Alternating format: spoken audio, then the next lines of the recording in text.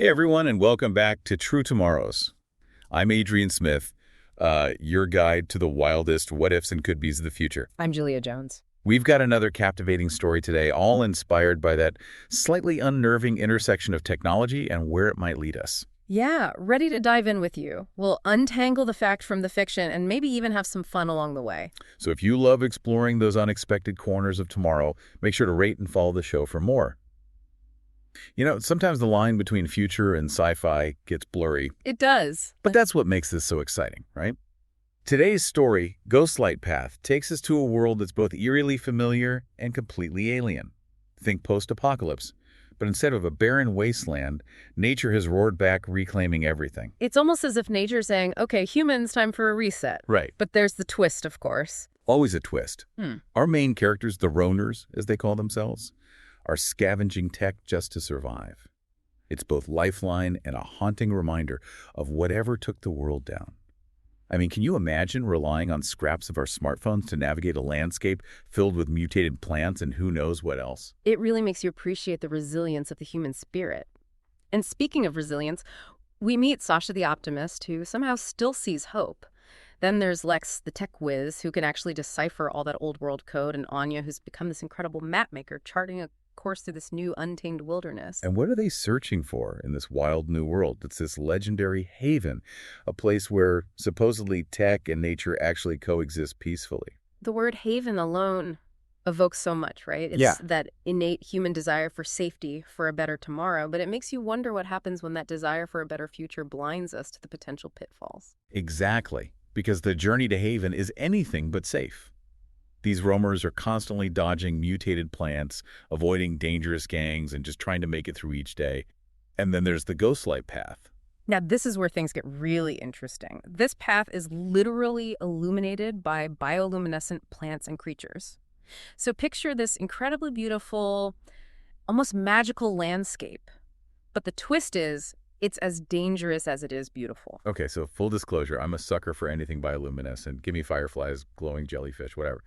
But in this story, it's like a warning sign flashing, danger. Proceed with caution. And that's where I think the story really starts to draw parallels to our own world. It's that double-edged sword of technology, right? We see all this potential for good, but it's often coupled with risks we don't fully understand until it's too late. It's like that new phone you just had to have, but then it turns out the battery life is terrible. Mm-hmm. Okay, maybe not quite as dramatic as a mutated jungle, but you get the point. Absolutely. And the roamers are facing a much higher stakes version of that dilemma. They're clinging to the hope of haven, but the closer they get, the more they start to question whether it truly exists. Those whispers of a tech utopia begin to feel more like a siren's call. Oh, I see where this is going. Yeah. It's like the harder they cling to this idea of haven, the more vulnerable they become to the dangers lurking along the Ghostlight Path. Precisely. And what makes it even more unsettling is that Lex, the tech expert, makes a chilling discovery. The Ghostlight Path isn't a natural phenomenon. It's almost as if the wilderness itself is manipulating their tech, turning it against them. Whoa.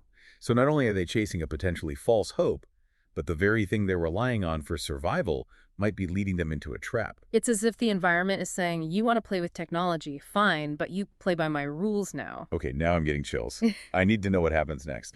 Do they ever make it to haven? And if they do, is it everything they hoped for? Well, for that, you'll have to wait for part 2. Welcome back to True Tomorrows.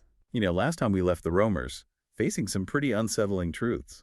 I mean, this idea that the Ghostlight Path is almost sentient, using their own tech against them, it's pretty mind-blowing. It definitely challenges our assumptions about what it means to be in control, doesn't it? We often think of technology as something we master, something we wield.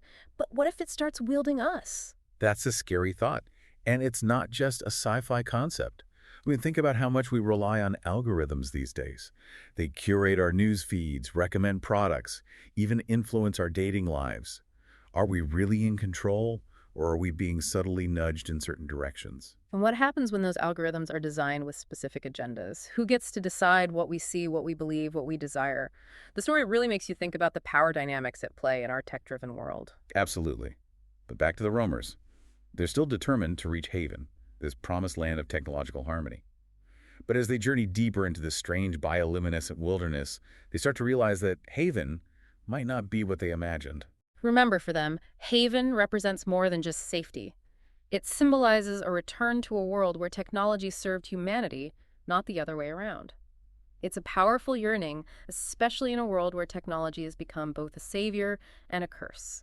It's like they're looking for a way to reconcile their dependence on technology with their deep-seated fear of its potential to destroy. And honestly, who hasn't felt that tension at some point? We love our gadgets, our apps, our interconnectedness, but there's always that nagging worry in the back of our minds. Have we gone too far? The roamers encounter other survivors along the way, each with their own relationship to technology. Some are drawn to the same promise of haven, while others have become almost feral, using tech as a weapon, a tool for domination. That contrast is really striking. It's almost like a cautionary tale about how technology can either elevate us or corrupt us, depending on our intentions. Exactly. And the way the story portrays the Ghostlight path is so clever. It's not just a physical danger, it's a metaphor for those temptations, those quick fixes, those shortcuts that technology often offers. It's like that app that promises to solve all your problems, but ends up just collecting your data and bombarding you with ads. Or that social media platform that connects you with friends, but also feeds your anxieties and insecurities. We're constantly being lured down these seductive paths, even when we know they might not lead to where we truly want to go. And sometimes the most dangerous ghostlight paths are the ones paved with the best intentions. Remember the roamer's initial belief in haven? It was born out of a desperate hope for a better world.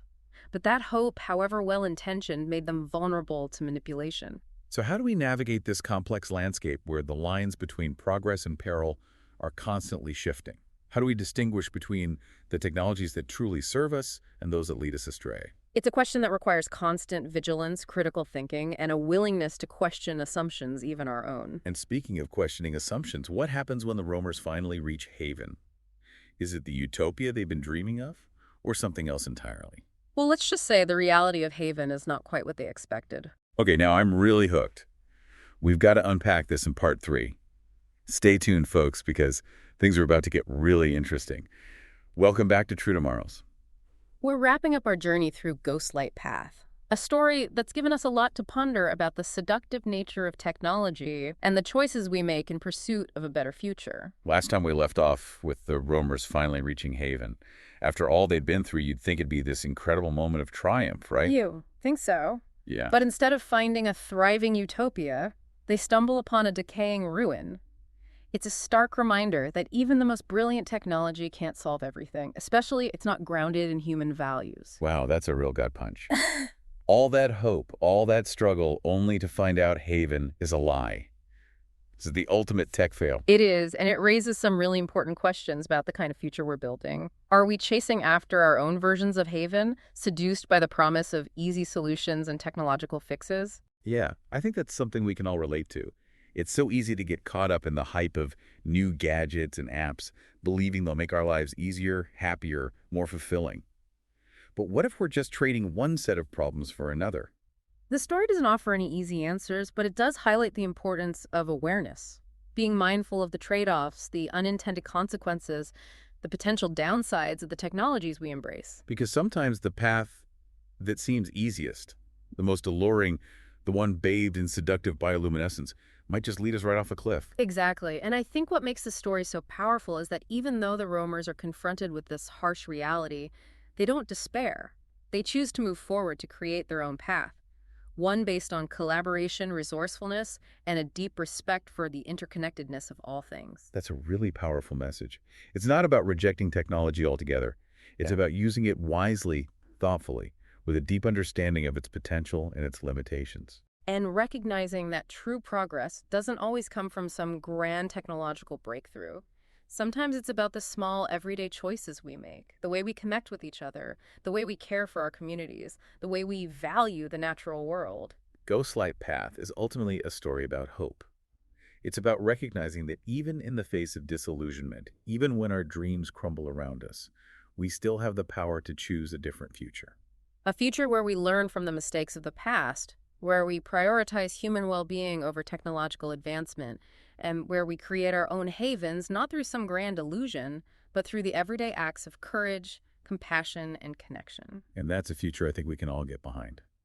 So as we wrap up this deep dive into Ghostlight Path, I'm left with a sense of possibility, a reminder that the future is not set in stone. It's something we're creating together right now with every choice we make. And if you enjoyed this exploration of the future, make sure to rate and follow True Tomorrows for more captivating stories that challenge our assumptions and illuminate the path ahead. Until next time, stay curious, stay engaged, and keep shining a light on the possibilities of tomorrow.